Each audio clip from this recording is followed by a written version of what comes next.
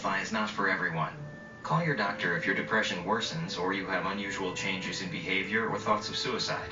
Antidepressants can increase these in children, teens, and young adults. Elderly dementia patients taking Abilify have an increased risk of death or stroke. Call your doctor if you have high fever, stiff muscles, and confusion to address a possible life-threatening condition. Or if you have uncontrollable muscle movements, as these could become permanent. High blood sugar has been reported with Abilify and medicines like it. In some cases, extreme high blood sugar can lead to coma or death. Other risks include decreases in white blood cells, which can be serious, dizziness upon standing, seizures, trouble swallowing, and impaired judgment or motor skills.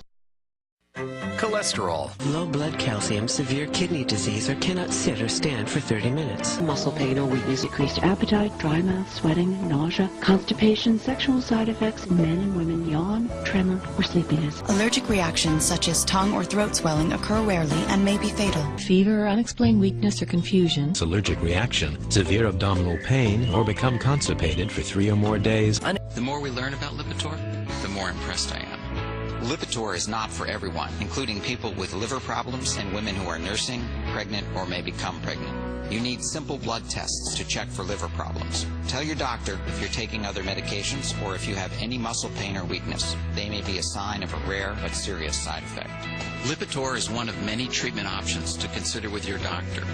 Could you be doing more with Lipitor? Ask your doctor. Zoloft is not for everyone. People taking MAOIs or Pimozide shouldn't take Zoloft. Side effects may include dry mouth, insomnia, sexual side effects, diarrhea, nausea, and sleepiness. Zoloft is not habit-forming. Talk to your doctor about Zoloft, the #1 prescribed brand of its kind. Zoloft. When you know more about what's wrong, you can help make it right. Psychiatric drugs can't be sold without a prescription. So pharmaceutical companies hire psychiatrists to promote psychiatric drugs to their fellow prescribers. The money trail starts at the world's most prestigious medical schools, in the offices of highly influential university-based or academic psychiatrists. With their seal of approval, pharmaceutical companies make billions on psychotropic drugs.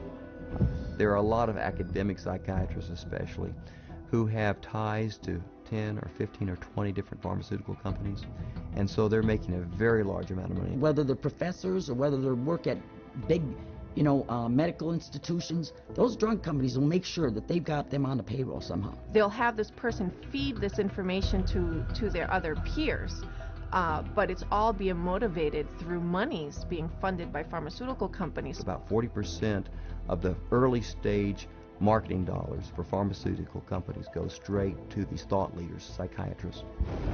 These financial arrangements with so-called key opinion leaders are very lucrative. A top academic psychiatrist can personally rake in over $500,000 per year from pharmaceutical companies.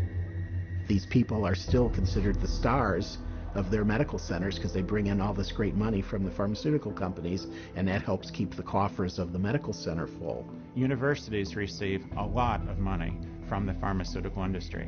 Drug companies are building buildings right next to the medical school. They're funding research right and left. The University of Michigan Depression Center received, I think it was $750,000 from Eli Lilly, and all they do down there is crank out this biological view of psychiatry and mental illness and depression. With academic psychiatrists collecting millions in drug money for their universities, it is no surprise that school curricula focus on psychotropic drugs. Training programs in psychiatry, the majority of them now are drugs first. You're really a psychopharmacologist in a way when you come out of a psych residency training program. Even when I went to medical school, psychiatrists did talk to patients. Now all they do is write a prescription and send them away. A psychiatrist is trained for one purpose, to administer psychiatric drugs. Academic psychiatrists don't just indoctrinate future prescribers. They also heavily promote these drugs to their peers. First, by creating clinical trial studies, passed off as unbiased research that push both an invented psychiatric disorder and the drug to manage it. These studies are planted in professional journals to be read by their colleagues and quoted in the media. But what readers don't know is that an estimated 50% of the time, these psychiatrists never took part in the studies.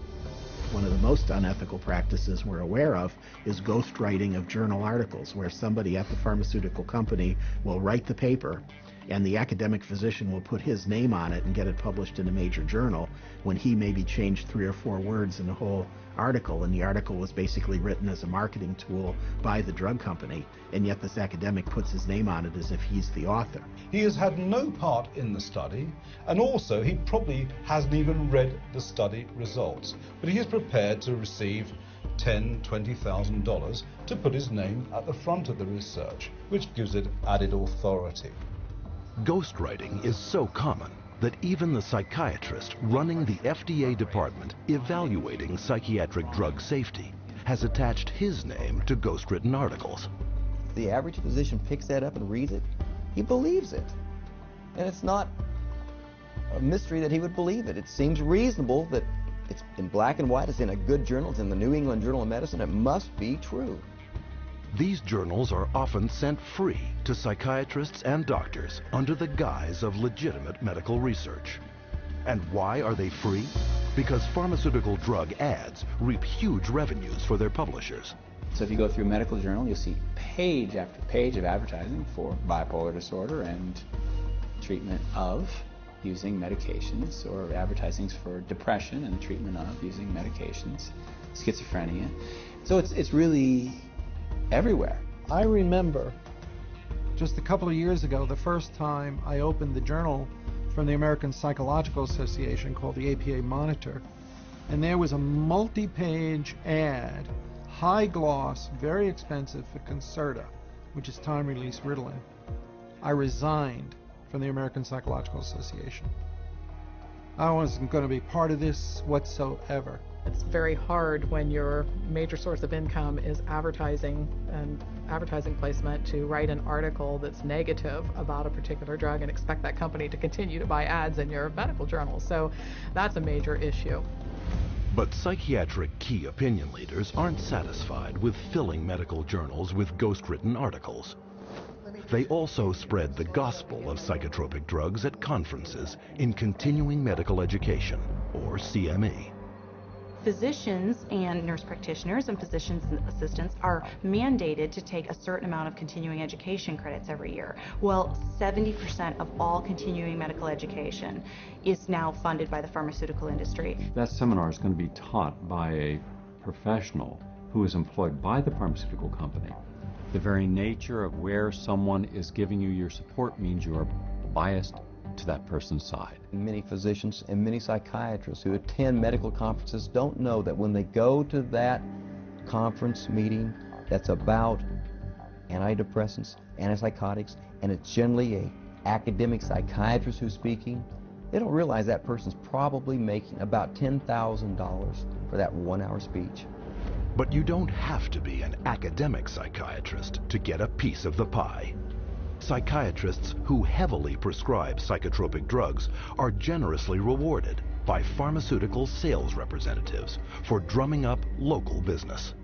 Psychiatrists, especially high prescribers, are targeted and gifted extensively by the industry. Now that gifting is where you need to get specific. That was not unusual during our marketing conversations to say, well, what's our top drug writer?